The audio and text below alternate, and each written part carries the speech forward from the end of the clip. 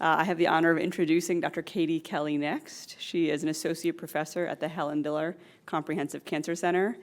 And pharma companies often come to us as medical oncologists to think about clinical trial design. And I have sat in many meetings with Katie, and I have to say that she's one of the most thoughtful medical oncologists in our group, because she wears many hats well in terms of being a clinical trialist and thinking about design, being a scientist and thinking about the translational stuff that we can do from these trials, and being a very staunch patient advocate all the time. So I think there's no one better than to give us a talk today about considerations for clinical trials in biliary.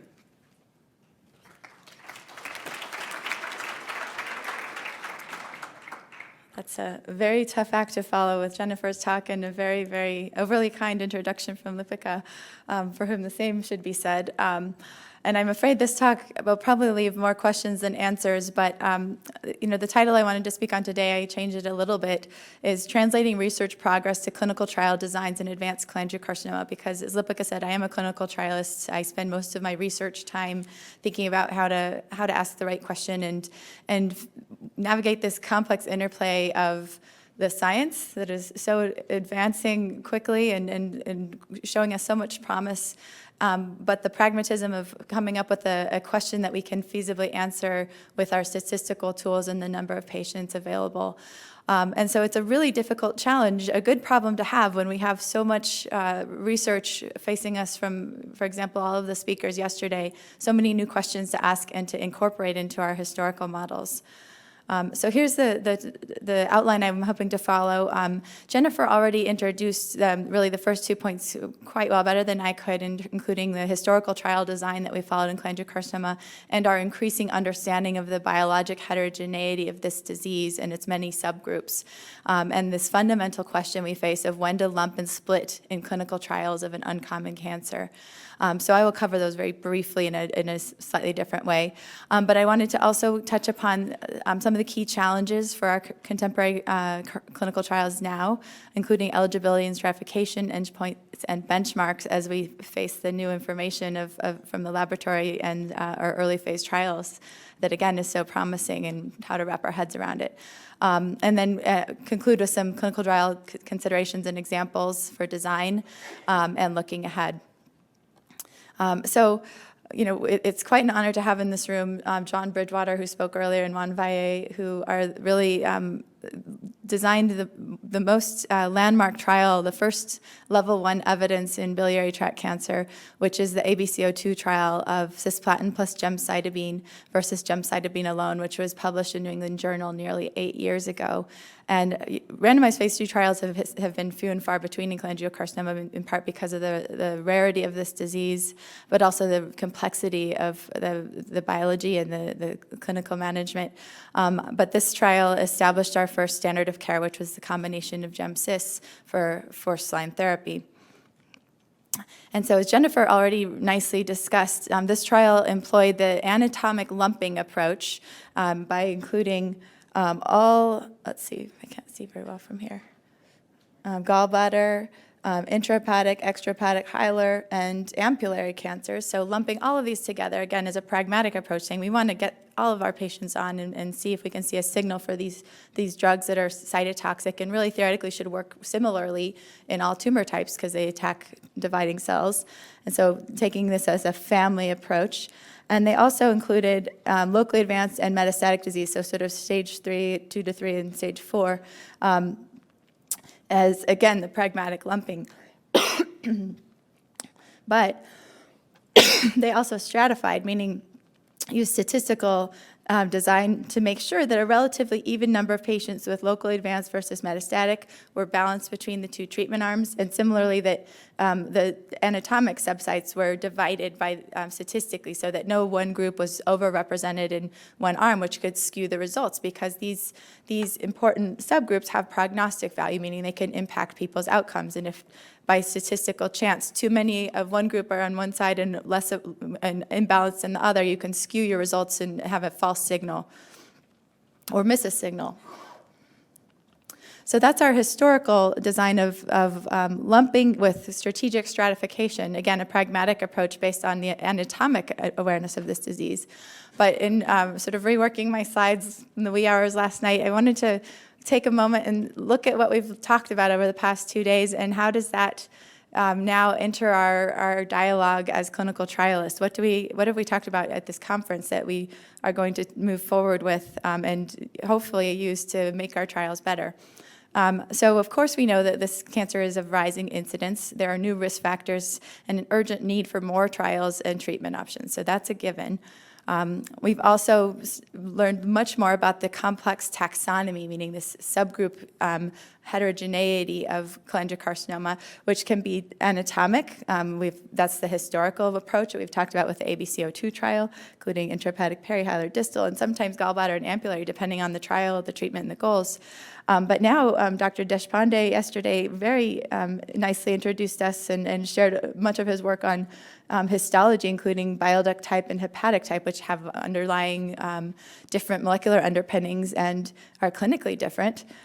So that's a new taxonomy or stratification question.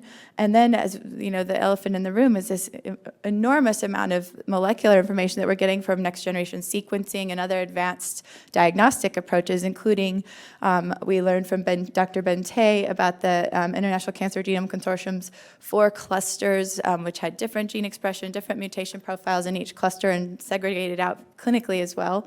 And then the independent mutations, we've been talking about FGFR2, IDH1, mismatch repair, or microsatellite instability. We'll hear from later about homologous recombination defects and others, which have prognostic value and impact the outcome independent of treatment and can bias our results. And so targeted agents have activity, may have differential activity, particularly DNA-targeted or pathway-targeted agents may have differential activity in some of these subgroups over others, and the targets themselves, as I just mentioned, can be prognostic and impact the outcomes independent of treatment. So again, a huge challenge to capture with our research.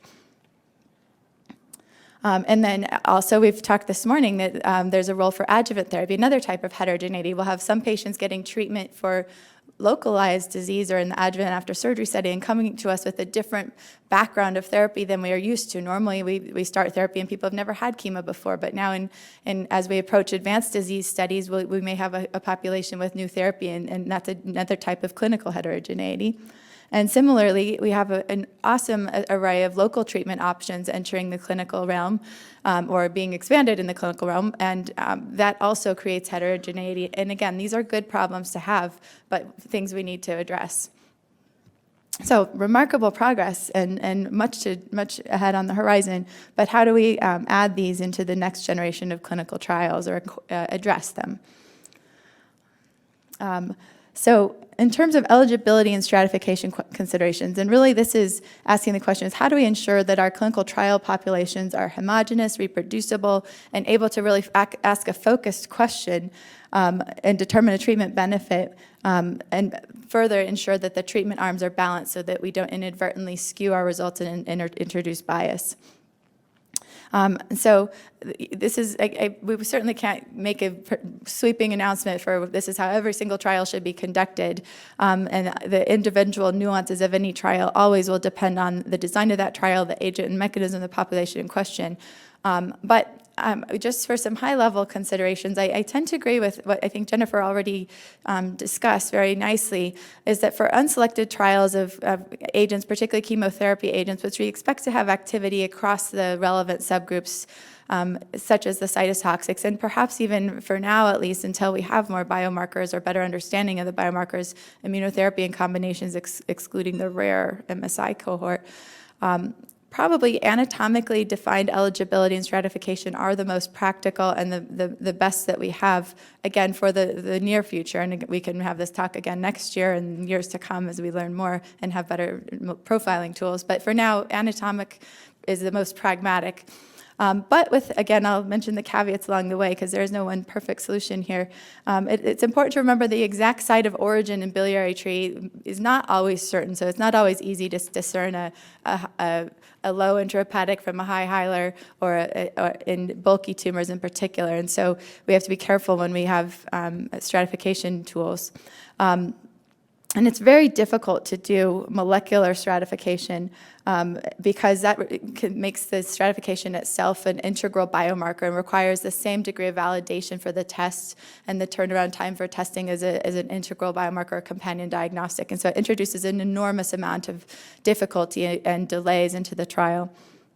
But for biomarker-selected trials or molecularly selected trials of new targeted therapies, as we've been talking about for FGFR2 and IDH1 in particular, where the drug itself only works in the target population, we absolutely need to select our trials for people with that mutation, the people who are or fusion or aberration, whatever it may be, so that the drug has a chance to work. But this also comes with caveats, including delays in treatments, which can sometimes be weeks, or in case of tissue scarcity may require repeat tissue sampling or may make it difficult or impossible to obtain sample. And so we need to really think through whether it's possible to come up with novel designs to allow people to start 1 or 2 cycles of chemotherapy while awaiting these results. And of course, a whole other topic that has already been touched upon extensively in this conference is the question of non-invasive testing. The choice of assay can impact results, particularly for tests like FGFR2, which have a very complex intronic region that requires testing. You have to make sure that the assay being used accurately tests the mutations in question. And another important for the clinical trial design is that the stage and population can impact the prevalence of a marker. And so when planning a large clinical trial with biomarker selection, one needs to estimate the population that has that marker, and the results we have maybe from a large surgical cohort in Asia from patients with early stage resected disease may have a marker at X percentage, say 20%, and that may be much different than in an advanced disease setting. It could be much higher or much lower, and that can skew the clinical trial design. So primary endpoint options, again, this is not a primer on exactly which primary endpoints to use for any trial, but just to touch upon some of the challenges we face. For overall survival, that is certainly the gold standard for phase 3 trials. Again, as we mentioned before, and I'll come to on the next slide, molecular anatomic subgroups may have prognostic impact. And increasingly, we have the potential for crossover design such that if overall survival is the endpoint and someone crosses over to the active treatment design, overall survival will reflect the downstream treatment and be impossible to discern what was the effect. Similarly, if people have access to that agent off trial after they finish the trial, survival isn't a helpful endpoint anymore.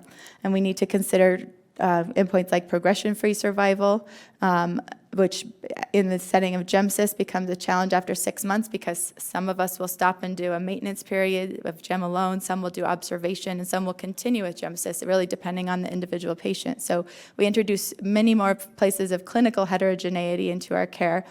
And then in second line, progression-free survival is also limited because we don't yet have good prospective data for how clinical trial progression-free survival will play out. We're looking forward to the ABC06 study to give us a sense of progression-free survival in a controlled study rather than just retrospective analyses. So looking at the really important question of molecular subgrouping impacting prognosis when we think about clinical trial expectations, we saw Dr. Tay's clusters from the ICGC study, as I mentioned before, 500 cases of cholangiocarcinoma. You can see the red line here had a significantly better long-term survival. These were the patients in particular that had IDH1 and FGFR2 mutations. Suggesting that where you fall on one of these curves in a clinical trial could impact the outcome independent of the treatment being studied. And similarly, Milan-Javli and Apurva Jain and colleagues have shown also that FGFR2 aberrations, particularly fusions, are associated with a positive prognosis independent of treatment. So how do we deal with this? The preferred method is really almost infeasible right now to do randomized controlled designs for every single question. However, a pragmatic approach, as Lipika touched upon very nicely yesterday, in our molecularly targeted trials is to make sure we integrate molecular profiling, including the most information that we can, such as co-mutation status and serial biospecimen collections for subgroup analyses as secondary endpoints and exploratory endpoints to make sure that we're collecting all the information that we can from our prospective patients who are on a defined treatment plan from a defined point in time. And then in unselected cytotoxic studies to try to collect the same information when it's available, though it will be less consistent because in a non-biomarker selected setting. In parallel, it's really important to give emphasis to ICRN effort of the registry, this having a molecular registry of contemporary outcomes of patients defined by their mutation status will help us also to get a sense of the natural history of many of these new aberrations that we're starting to see and guide our hypotheses for clinical trials. I'm going to skip that one for time. So again, we can't cover all the potential clinical trial designs. That really depends, again, on the population and the agents in question. But some interesting ideas that I want to show a couple schemas for before concluding are candidate novel designs such as, actually, sorry, let me back up once. There are potential studies where we can maximize our patient population by sharing a control arm, for example, or having a dynamic treatment arm design, as the ABCO2 investigators and ABC trials have striven to do, and I think we may see more of in the next talk. At least in the schema. Also, the other question arises of novel designs such as non-inferiority for targeted agents when we're trying to compare them to chemotherapy, since progression-free survival and survival may not be perfect endpoints, but the question of time off of chemotherapy and equivalency may be important. And these can include other secondary endpoints like patient-reported outcomes, which are incredibly important, as we heard from Jane Perlmutter the first day. Basket trials, where patients with cholangiocarcinoma might be studied alongside patients with a different tumor type, breast cancer patients or colon cancer patients, to study the same molecular pathway, are other ways to leverage trials and get the most information in a pragmatic way. In rare molecular subsets where we don't have enough patients or the capacity or infrastructure to do independent specific subgroup studies. So I'm going to close with showing a few trial designs that I think are interesting, and they're ongoing randomized trials in 3 of the cases, at least in cholangiocarcinoma, that I think we all should know about and also illustrate some of these points. So the first one is the JSBF trial, studying a MET inhibitor as one experimental agent, or a VEGFR2 inhibitor, ramucirumab. The MET inhibitor is merestinib. And both of those are combined with first-line GemCis in 2 different treatment arms, and they share a control arm. So arm A is the combination of GemCis plus ramucirumab versus placebo, and arm B is GemCis plus merestinib, the MET inhibitor, plus placebo. And you can see there's half as many placebo patients in each arm, and statistically they are combined for a pragmatic, so that we can really address 2 questions with 1 trial.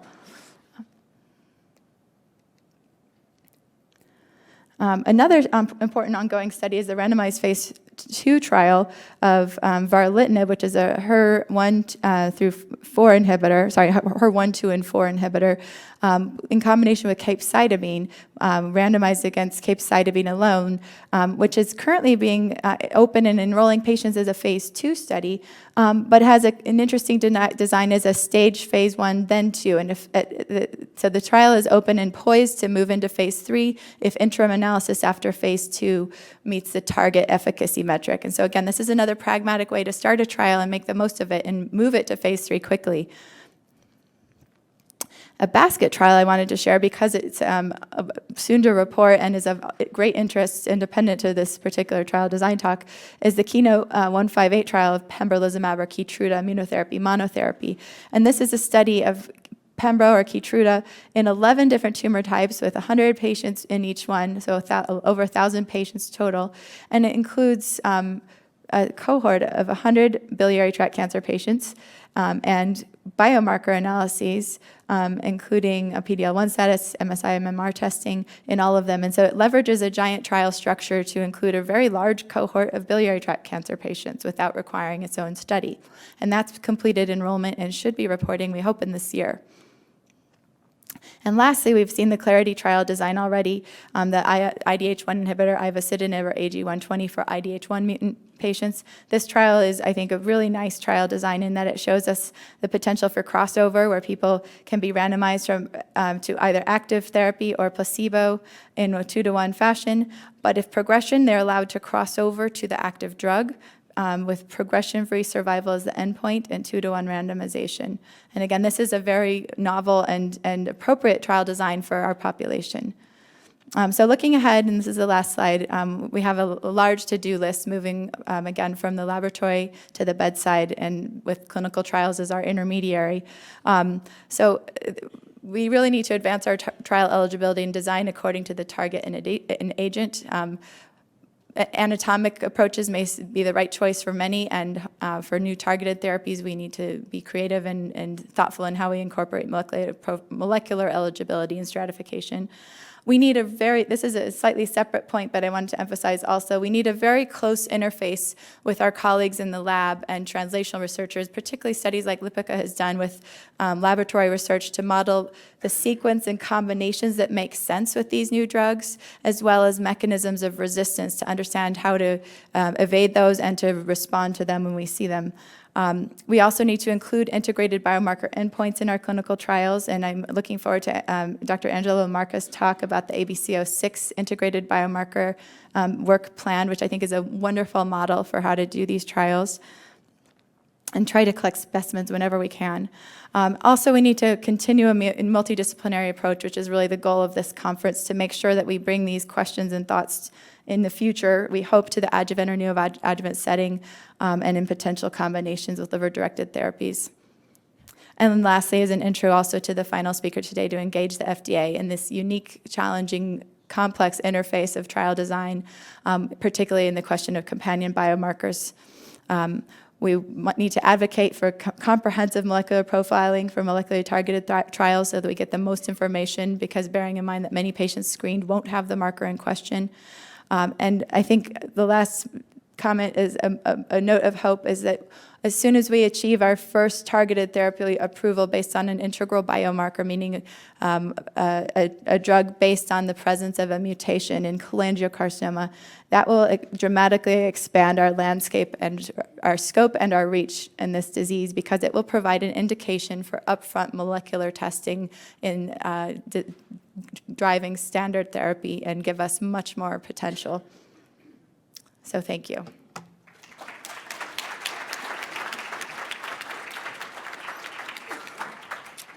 Thank you, Katie, for that wonderful talk. It's clearly very challenging to design just the right clinical trial, but you gave us a lot of food for thought on how to do that, so thank you.